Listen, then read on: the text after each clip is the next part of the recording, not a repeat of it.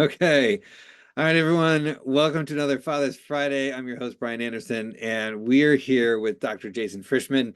It is an evening hour for both of us, so we're a little bit on the goofy side. So this should be a good 15-minute power conversation. Jason, though, is a doctor of psychology. He is a expert in working with men and helping them unravel all the things that men need to unravel. Dads, men, you name it. He's also a narrative men's coach. He is a facilitator, speaker, culinary raconteur. Hey, I got it right. I was sure I was going to screw that up. And also the founder of Journeyman, that provides coaching and a community to build upon the practice that he has out in the Great Northeast. So, without further ado, welcome, Jason. Thank you. Welcome. And Brian, thanks a lot. I'm looking forward to this all day. Yes, yes. First question I kind of toss out to everybody. You do a lot. You've got a lot of roles in the work you do and the relationship you have because you're a dad of two sons and a partner. So you've got a lot of hats you wear. But through all of that, like, why is fatherhood so central to who you are and the work you do? Ah. Um, Full transparency, you gave me this question. I've been thinking about it all day and I still don't have a concise answer. I started my career working with kids, and I used to say that I would only work with kids because I love it. I love the kid energy. I love all of that. And frankly, in my very youthful naivete, I said, I'm only going to work with kids because, if you're adult and a jerk, it's already too late for you. Right. But the longer I work with kids, the more important I realized it was to work with adults. And over the years, I have become more and more passionate about men's work. And so for me, working with fathers is men's work at its core, right? Because I love the definition or the word fathering, and how we as men can help bring things into the world. And whether that's with our kids or with whatever we're passionate about, to me, that's always been I like to follow my passions. And so for me, this idea of working with dads means we get multiple generations for the price of one, Mm. right? I can work with fathers, and they can be models for their kids, they can be models for their grandkids, they can be models for their communities. And let's face it, men have a lot of work to do. So men's work, fatherhood, those are the things that I'm really most excited about. And just to add one last thing is that, as a psychologist of 20 many years, when I get a dad or a man who is really willing to go there and do the work, it's amazing. It's really an honor and a privilege. It's a sacred moment for me. Yeah, no, I couldn't agree more. Obviously, I'm not a psychologist. I don't have the depth of practice that you do, but in the coaching that I do in the spiritual walks that I take with men and dads on how they build relationship with their understanding of God or a higher power as a relationship model for everything else is really powerful to watch. And I'm just curious, how much are you able to keep separate, right? The heavy stuff that goes on in the psychological practice and what you bring into your family. Because obviously, as a good professional, you don't want things impacting other things. So, what do you do as a good practitioner that other dads could learn from? Well, I mean, for one, um, obviously I can't share with my kids the things I do with the men that I work with. Sure, sure. And yet at the same time, my kids know what I do and why I do it. I'm Mhm. very transparent with the kids around why this is important to me and how I go about it and what I want to do. And they've seen a lot of the work, the models and the things that I do, so much to the point where, like, if I'm an irritated, mad dad, my kids will say, "Hey, Papa, would you tell one of your journeyman guys this? Would you tell them to act this way towards their kids?" And I'm like, oh, and I have to really own it. And so, on the one hand, it's being transparent and really letting them know, like, if, right now I'm in the basement, I might have an office in the house. And so, I work a full day of clients all day, and then I go upstairs and cook dinner. right? And so you're right. Like, how do I disconnect? How do I do those things? I have a couple things. One is before I go upstairs, when I leave this office or this space, I kind of literally jump up and down and kind of embody my dad persona.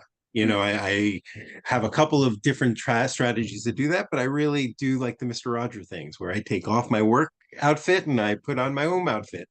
One of the things that I love to do is, this little device has access to the speakers upstairs. So I grew up watching WWF wrestling, so I might give myself an entrance song. I put the song on, I wait for it to go really loud, and I go running up the stairs and jump in the living room. That works sometimes, but I love it. It makes me laugh. Yeah. And it reminds me of the things of the way I want to be with my kids. Right. Yeah. And so if I come upstairs, I don't do something like that. If I don't disconnect, and then I realize, like, oh, I've come up a little bit late and dinner's late and I got to get cooking, then I get snappy and all they want to do is kind of be with me and let me know about their day. And I'm like, get out of here. I got to make you dinner. Yeah. And it goes downhill from there, right? So I recognize the change. I have an entrance song, literally or metaphorically, um, and mostly it's I step into that character that I Yeah. want to be with my kids, the kind of papa that I really envision. Yeah. I love that. And I So I was take just the time. Yeah, I was just seeing an article about the damage that rushing kids can have, right? And the anxiety that it creates. And but I like you, like and most people that are probably listening too, like we're always busy. There's always something that we have to do. And whether that's to get food on the table literally or to work a job that brings in money that then allows us, right? Like there's just so much in this world that we are tasked with, and yet we want to have a carefree life with our children. We want our kids to have that carefree experience as children, and yeah, there's a lot to do. But I'm curious, like all of those things we just talked about though can be distractions, right? And so I love the idea of an entrance song. I'm gonna have to definitely weave that in somehow just to annoy my daughters, if nothing else. But what are some practices like not during the transition, but like on a weekend, if something pops up and you're like, oh, I forgot to do this, or like work sometimes will just kind of like seep in when we're not paying attention. So how do you Mhm. recognize those distractions and kind of put them aside or kind of reprioritize your family when you're in family mode? Oh, it's a great question. I don't do it all that well sometimes. I mean, just to start that out that Yeah. way. I have, we were talking earlier, my kids are 13 and 16, and we've always been pretty aware of screens and phones and all of that. So the first part is if my phone's out and I'm not really aware of it, my kids will tell me. Yeah. And so I have to hold that, like, I'm just doing something that's important. And what's the message there, right? Like, Yeah. if I'm doing something that's important, which is ignoring you all to do this, that's something that I have to really hold. So the first part is when my kids mention something, and I don't leave it up to them, but if my kids mention something, then I stop. I do a lot of pausing. Like we're often, parents are often taught a lot about timeouts with kids, but we have to give ourselves a lot more timeouts, I think, actually. Yeah. So I give myself timeouts. That's one thing. The other piece is that, again, full transparency. If I have to, if something comes up, if I have, either an idea for something I want to write, or like literally I got a message from a client who's in crisis, I will tell my kids, I need to go do this. And when I get back, my phone will be down and it'll be done. Right. So they know that I have both significant unplugged times, and then I have times when it's a little, we have to navigate it together. So Yeah. I'm really open with my communication with the kids about it.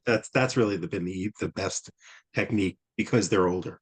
Yeah. Yeah. Well, and especially as they get older, there's sports, there's hobbies that kind of start to dictate weekends and evenings. And so, yeah, those important tasks start to mount and in the best way possible, right? Like as a dad of a 10 and 8-year-old, uh, as well, like our weekends, especially on Sunday, it's pretty much just soccer straight through. And my wife's a coach. Both my girls are in leagues, and I'm just making sure we have food at the table or gas in the car to get us to where we need to go. So yeah, there's always a Nice. role to be played. Yeah, Do you yeah. cut up the oranges?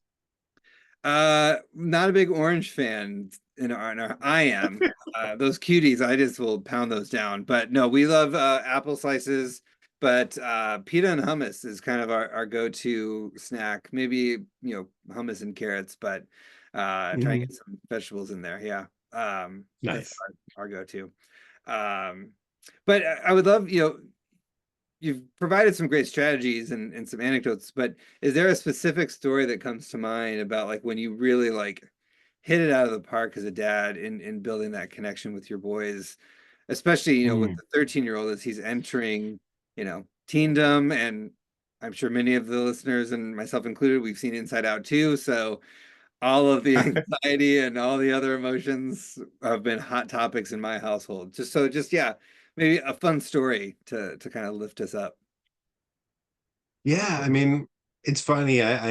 There's so many that come to mind because we do a lot. My boys and I, like, you know, we do have a lot of traditions, Yeah. and so everything from I have said the same exact 12, I think it's 12 words to them every night for bedtime. They're 16 and 13. We still do it, and I've been doing it since they were born. And I think I've maybe missed two nights in their entire life. Mm, um if I'm away, I call them, or if I'm camping, whatever, I leave a note, not with not with the words, but a note for every night I'm gone. mm, If they go away on a school trip, I write a note for everyone, and it's, I love you for always and forever, you're my sweet one. And I've been saying that, my 16-year-old boy says it to me every night. And so we have lots of traditions like that. But I think the one that really jumps to me, and especially because tonight's Monday. I don't know when people hear this, but it's Monday yeah. night. Um, since they were both infants, Monday night is boys' night. And so during the summer, it's often um, you know, we go fishing, or we go, throw the frisbee around. It's soccer for you, it's ultimate for my kids. So they'll throw the frisbee around, the disc, excuse me.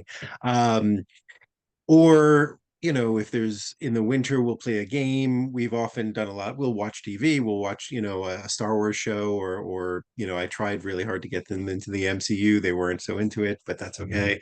Um but Monday night is ours. And the story that I remember that comes to mind is, I'm a cook. I love serving and nourishing and feeding people. And so when they were younger, I was always excited because I was like, I can make something just for them. I usually make something for my wife, who either goes out or watches a movie herself, or Yeah. reads, or whatever she does. But I was like, yes, I'm going to make something special for the boys. And so the night was me cooking and them wanting to be with me, and then eating a really nice meal, and then me cleaning up, and then telling them to go to bed. Right. And that happened a few times before I realized, like, oh, it's just as special to make peanut butter and jelly so that we can get out of the house and go fishing, or we can go do Right. this, or we've settled now that Monday nights are usually quesadillas. That's kind of what we do, because they're quick, they're easy, the kids love them. It's but every month. So just earlier tonight, it was quesadillas. And there was a new movie out that we wanted to watch, or that I wanted to show them. And we sat on the couch with, like, me, and they set it up where I'm in the middle and I have my arms around both of them, and we eat dinner. And, well, not with my arms around, but we eat dinner first, and then we cuddle and watch a movie. And usually after the movie's over, we're all sort of like just falling asleep on the couch, and I have to Yeah. kick them upstairs. And it is so Monday nights is boys' night. Yeah. And I plan to keep that going as long as they're into it. Yeah. I love that. I love So that.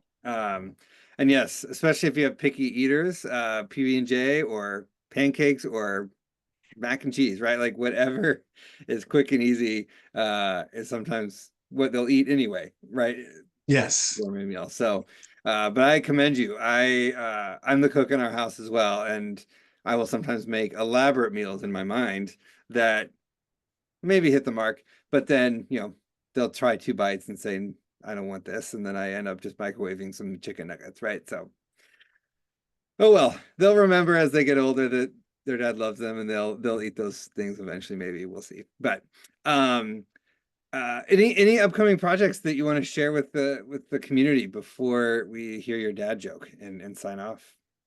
Awesome. Um, well, I think the biggest project I've got going on right now is I'm opening up what I call the Mug Club, which Yeah. is it's a an ongoing membership program through Journeyman. Um, and really and truly what it is it's an area and a space for guys to both gather together and support one another.